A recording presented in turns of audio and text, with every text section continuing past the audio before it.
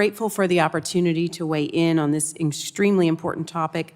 Every year, tens of thousands of lives are saved because individuals make the courageous and selfless decision to donate their organs. The reality is organ donation is rare. Only about 1% of people who register as a donor are eligible to donate their organs at the time of death. That's why we must treat every case with the utmost care, integrity, and accountability. When we fail to maintain rigorous oversight and ensure ethical practices, we risk eroding public confidence in the foundation of that system. Today's hearing not only touches on the safety of individual patients, but the sustainability of the organ donation system. HRSA's report lays out deeply troubling findings, particularly with respect to the actions of the Kentucky Organ Donor Affiliates, or KYDA, now called the Network for Hope. These findings hit particularly close to home for me, as the organization under investigation serves my hometown community of Southern Indiana. The actions of KYDA to repeatedly continue to pursue organ recovery despite multiple signs of neurological function is not just alarming, it's morally and clinically indefensible. We are talking here about vulnerable patients, rural patients struggling with drug addiction, grieving families facing impossible decisions.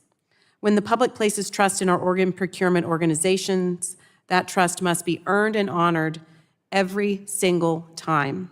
The failure to act upon clear signs of life, ignoring the pleading pressure by hospital staff, and the absence of non-partial accountability mechanisms raise serious questions about oversight and safeguards in the system.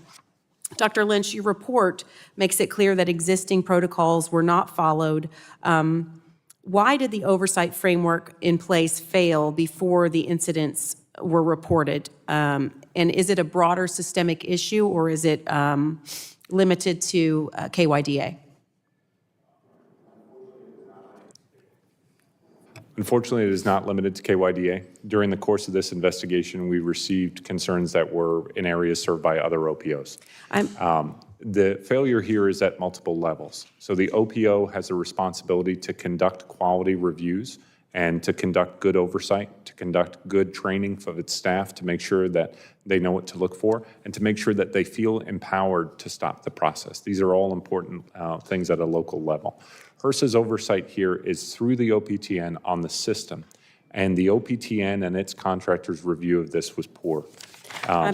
Thank you. I'm very concerned that we wouldn't know about this had it not been necessarily for the whistleblower who notified wrote a letter to the committee alleging that a patient had been inaccurately pronounced brain dead and was pursued as an organ donor by KYDA. And per the report, the patient, who was the victim of a drug overdose, showed clear signs of life at multiple points. But KYDA senior staff directed that the organ recovery proceed. We would not necessarily know about the depths that this has gone at KYDA were it not for that whistleblower who was subsequently fired by a procurement agency. Is that your understanding? Yes. So I'm concerned about what appears to be and I think some of your testimony today reflects this, that there is an apparent conflict of interest in the oversight that HRSA is now working to correct. And I want to thank you for that on behalf of the constituents that I represent. But I wanted to get your thoughts on, we talk about the ANRs that we know about with respect to DCD procurements. How many DCD procurements were completed by KYDA during the HRSA review process? Do you know that? I can't recall, to be perfectly honest, the exact number, but it was, I believe the ratio overall was about 1-to-1, so on the order of 300 maybe. So you can understand that I might be concerned that the ANRs are just the ones that we know about, and that some that were completed, they were followed through with despite the warning signs that may have been present with the ANRs. That's a valid concern.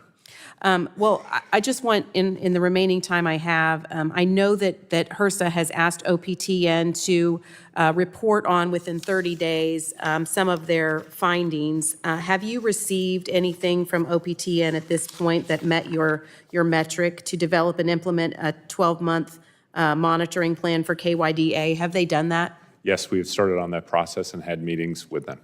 Okay, they're supposed to issue that report on how they are going to monitor it. Have they done that? That is due at the end of this month. Okay. Well, I want to thank you for being here today. I look forward to us working together to improve accountability and transparency in our donation system. I remain concerned. It's clear there's a lot of work to be done to restore trust in the organ procurement network, particularly with respect to the troubling findings of KYDA.